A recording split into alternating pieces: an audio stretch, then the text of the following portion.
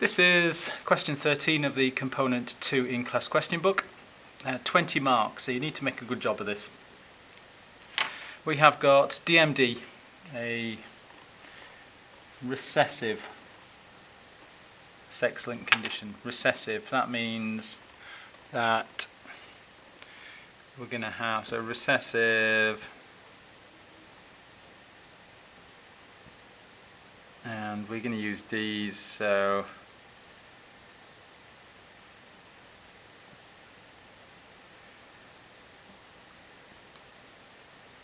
here are the possibilities. Only small d in the genotype will give DMD. Sex-linked. So, sex-linked, we've got males which are XY, and females, so that's male, and females which are XX. So male, female, down there, don't know my symbols. And the allele is present, only has one allele on the X for males. Females will have 2 copies, but they'll follow the normal recessive rules. Right, and we get, it's by mutation, we know what a mutation is. It's a change in the DNA. On the gene is a length of DNA that codes for a polypeptide. All these, as soon as you see these words, you'll think these things once you've done lots of revision. And the problem is calcium ions enter the mitochondrion and it bursts. And we're thinking about transport there probably. Explain why a mutation involving an intron would not affect the primary structure, but a mutation of exon might. Okay, so nice, reasonably simple start. What's an intron and what's an exon? Intron does not code, or it's going to get spliced out, not translated, so not translated. Whereas exon will be translated.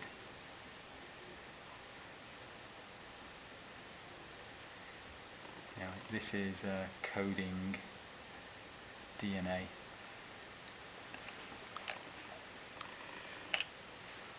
So, straightforward start. Explain why mitochondria burst after calcium ions enter them. Well, a mitochondrion is an organelle. So remember, it's an organelle just made of membranes. If we get an ion moving in, then that will decrease the water potential inside the organelle, and there's nothing to resist the increase in volume of liquid inside, and so it will burst. So we just need to put that into words. This lowers water potential. No symbols please, they might not get marked. Water enters by osmosis. Always mention osmosis if water's moving. So water enters by osmosis. And then that will lead to the increase in volume.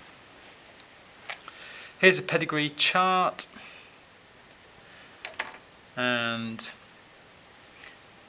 for these, hopefully you've done some practice of these, but sometimes I find it helpful just to immediately put on the X's and the Y's for sex-linked. So the males, which are squares, they're going to be XY, and the females will be XX. So that starts me off there. So males, XY, females, XX. That's a male, XY, and so on. And this is an unaffected male. So remember, this is recessive. So this unaffected male has got a big D there, which is the normal. What we can see here is that this male here is affected. So this the X and the Y must have come from the parents, and so the Y came that direction, and so the X must have come from the other one. And as we are affected, this is a little d, so that must have come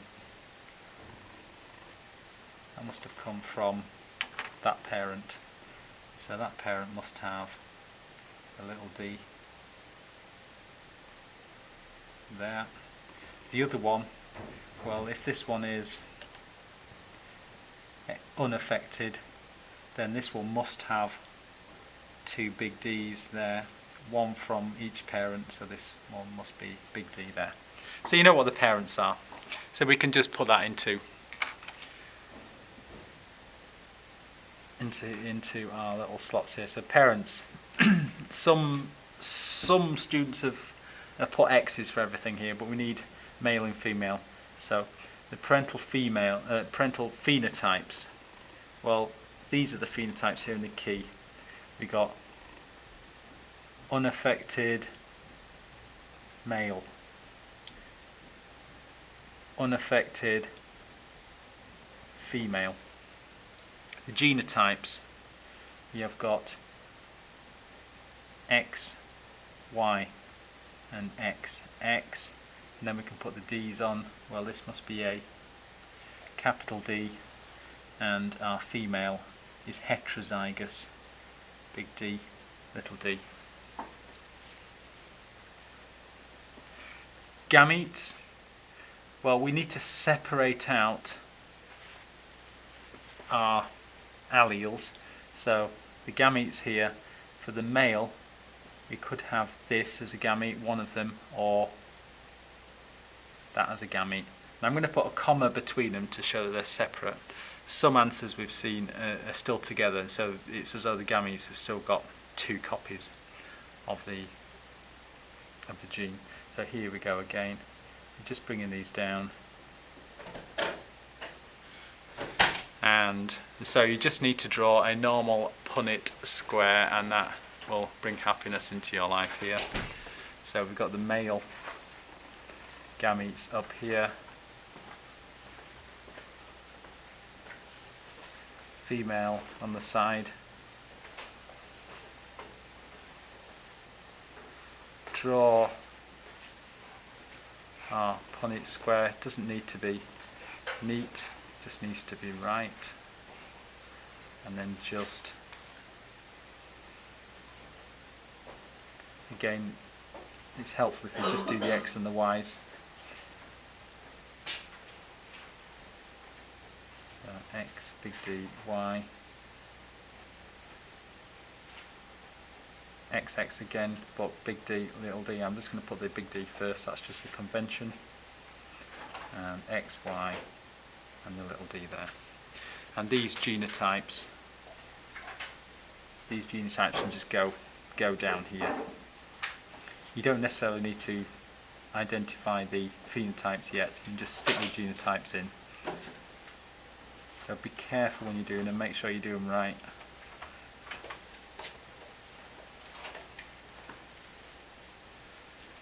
All you're doing is copying them, so you're going to do that okay. Explain why it's not possible to determine the genotype of child 2. Child 2 is a female, and this female could be homozygous for the dominant D, or could be heterozygous for D. Either way, the phenotype would look the same. So you could have two copies of the healthy gene, be homozygous, dominant, or could be heterozygous. Either way, because it's dominant for being healthy, then you wouldn't know. So in your answer, you want to really mention words like homozygous and heterozygous. So could be homozygous for big D, or heterozygous, big D, little d, but phenotype is the same. So you need to do some further testing. We've said big D, little d here, but it could be here. We could have big D there and little d there. So this could be little d possibly. Through gene therapy, it's hoped that the functional version of the gene can be isolated, and historically we use a virus. This is a general question, problems using viruses in gene therapy. Well, what do viruses do? Usually viruses infect you and give you a disease. Hopefully in this case it doesn't, but there's always that possibility. So virus might be pathogenic or cause disease. Maybe pathogenic, which means causing disease.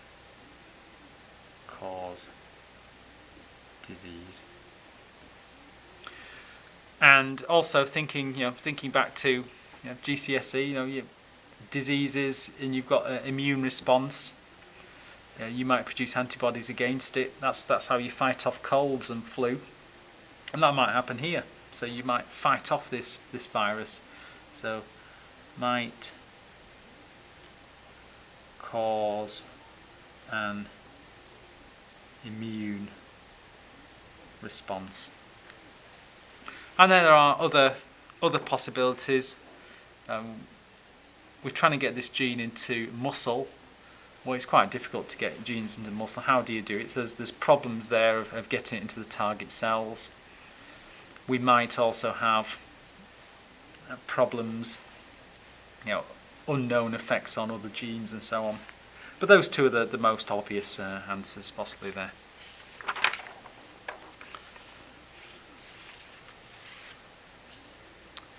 Part D. We can treat this DMD using a drug which acts as a patch, molecular patch on the messenger RNA transcribed from the mutated DNA. So this question is really asking, do you know what messenger RNA does? So normally the messenger RNA would go off and be translated, and these triplet codes would code for amino acids to be added onto the growing polypeptide chain.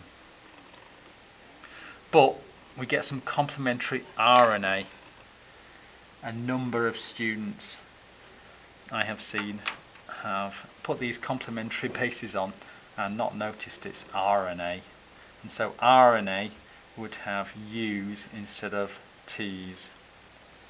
So when you're doing these complementary base pairing, G's would go to C's, okay, C would go to G, A would normally go to T, but we're sticking U's in, and U goes to A.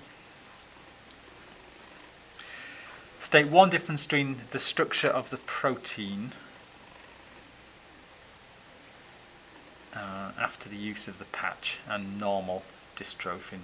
So this is a protein. What's the difference in the protein? The answer can't be anything to do with codes or triplets or anything like that.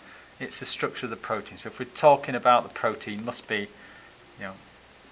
the length of it, the number of amino acids in it, the shape of it, something. It's got to be about the protein, and we've seen a number of wrong answers talking about the RNA or DNA or genes or all sorts. This area here, these are not going to get translated because the patch is on, and so they're going to produce a protein that doesn't have these two amino acids on that these would code for. So it's going to be shorter. So the protein is shorter. Or you might say it's got less amino acids in. There's another drug which removes the mutated exons. So in this case, it removes these entirely, so as if they weren't there. And why might that be advantageous? Well, if you actually remove this chunk of genetic material, it's a more permanent, because it's actually in the gene rather than the messenger RNA. So it's actually on the DNA rather than the messenger RNA. So that means once you've changed the DNA, any messenger RNA that's made would be correct, and you'd only have to do it once. Whereas in this patch, you need to patch the messenger RNA every single time. So it's a more permanent solution.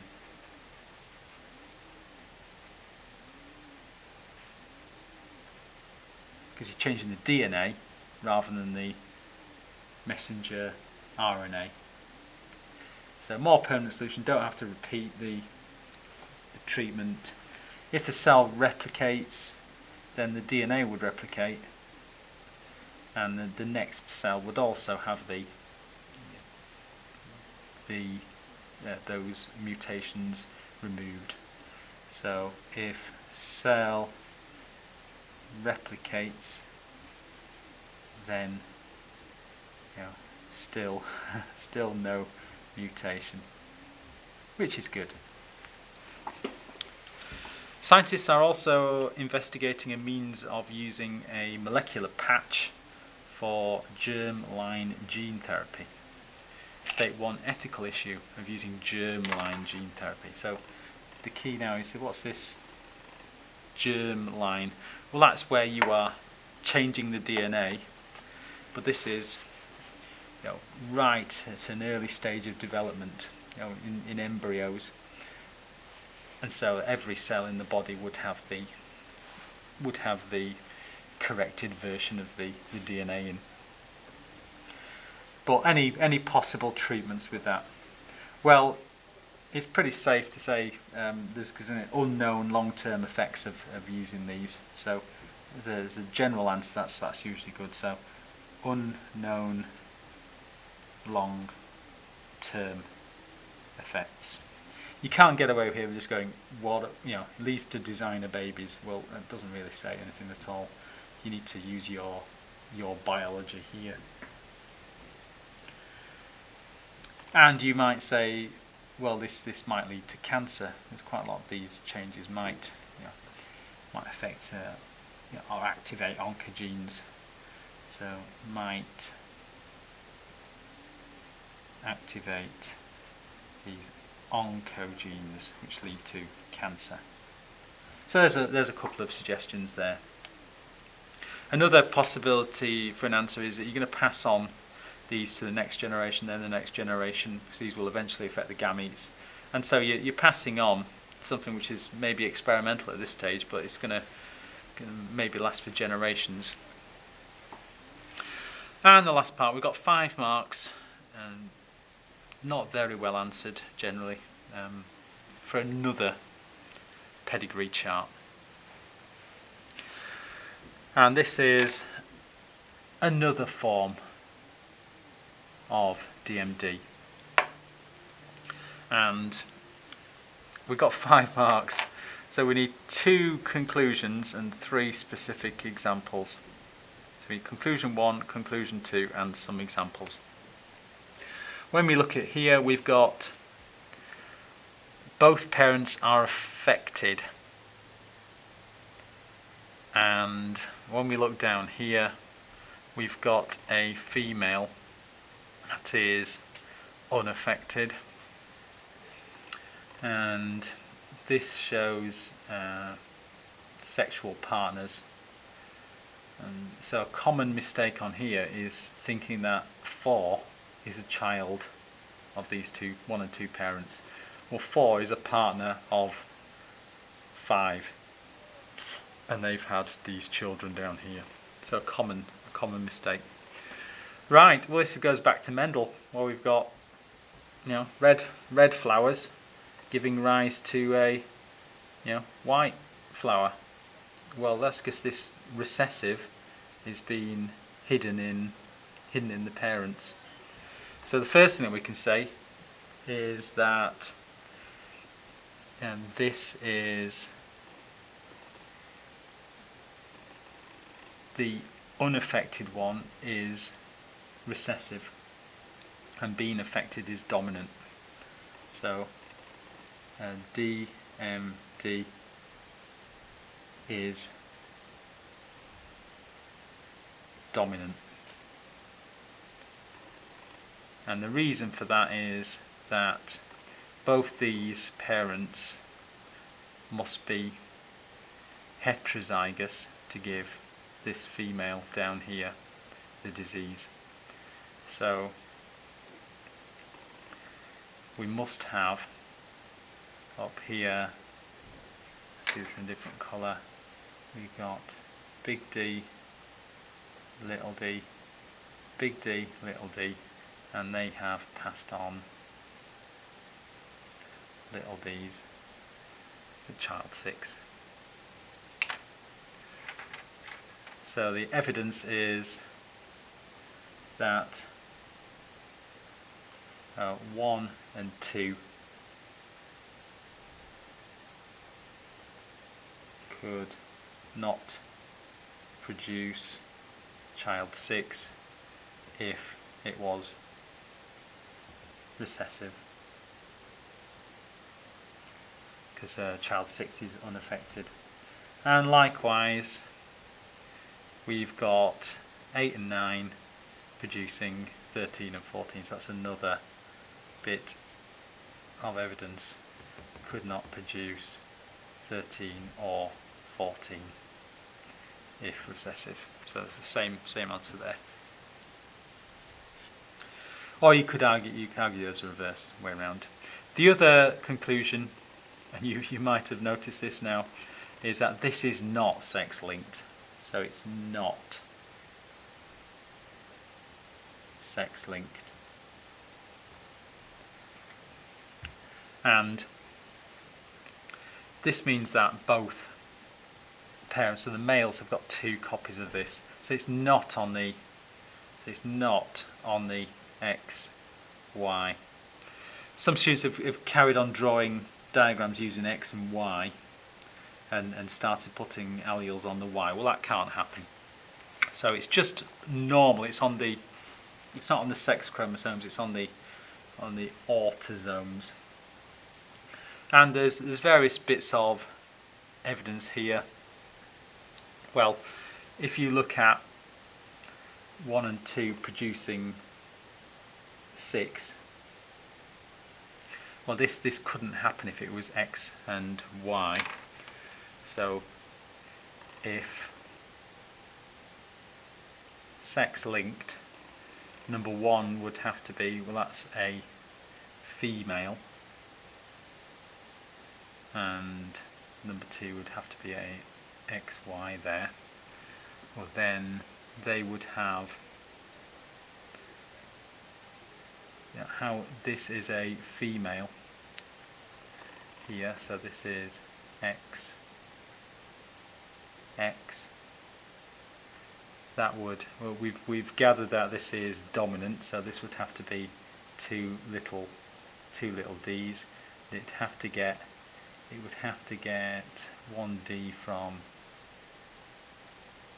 the female, and this one would be little d there. But then that's impossible because male 2 is affected, and so would need big D. So this can't happen. So a bit tricky to explain that, but we need to say, 1 and 2 could not produce the unaffected female.